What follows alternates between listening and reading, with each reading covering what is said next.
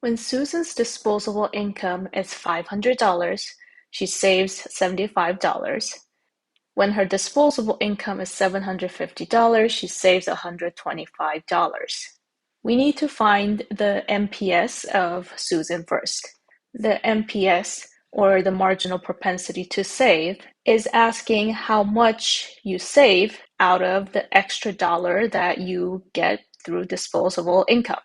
To use our notation, that would be delta S to denote the change in savings over delta YD to denote changes in disposable income. In Susan's case, her income went from 500 to 750, so the change in her disposable income is the difference between the two. And as a result, her savings went up from 75 to 125. So the difference between the two is the change in her savings. So in this case, Susan's savings rose by $50 when her disposable income rose by $250. This, in a ratio, it's 1/5, or in other words, this is 0.2. So Susan's marginal propensity to save is 0.2. We can use the relationship between the marginal propensity to consume and the marginal propensity to save to figure out Susan's MPC, or marginal propensity to consume.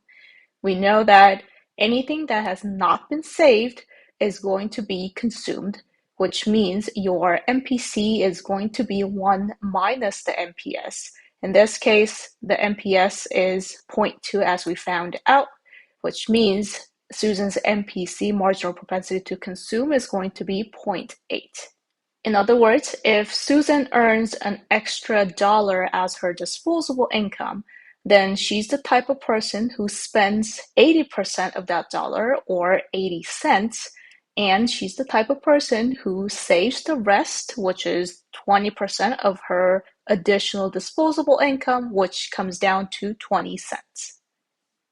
To find Susan's autonomous consumption, we are going to use the consumption function. We know that a typical consumption function takes the following form, where total consumption depends on your autonomous consumption plus the MPC of your disposable income. The first term, A, is referring to the autonomous consumption, the amount of consumption that you would do regardless of your income, which is referring to the necessity goods that you typically consume.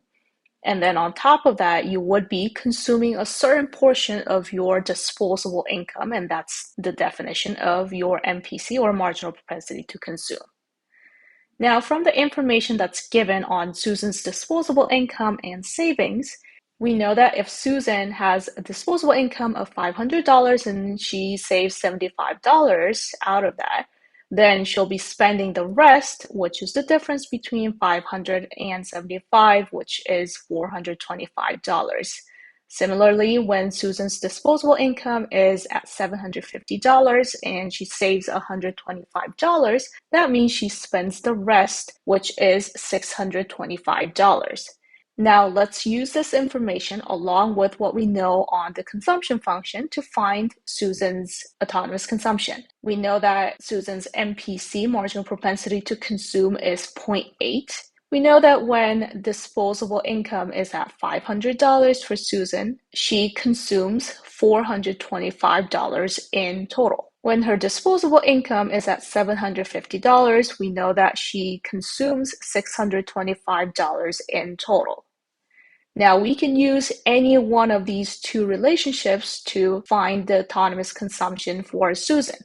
Let's do both. First, we'll use the fact that Susan consumes $425 in total when her disposable income is $500. So in other words, using the consumption function, we know that 425 needs to equal A, the autonomous consumption, plus 0.8 of the disposable income, 500. Solve for your A, and we see that the autonomous consumption for Susan is $25.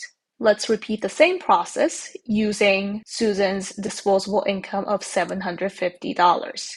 We know that Susan spends a total of $625 when her disposable income is at $750.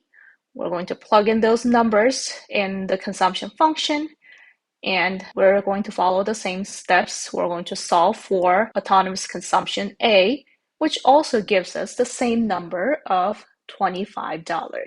We're getting the same value for A, the autonomous consumption, because Susan has one consumption function, and she has the same autonomous consumption regardless of her disposable income. It's just that as her disposable income rises, the amount of consumption that she does in total also rises because the MPC says you spend a certain portion of your disposable income.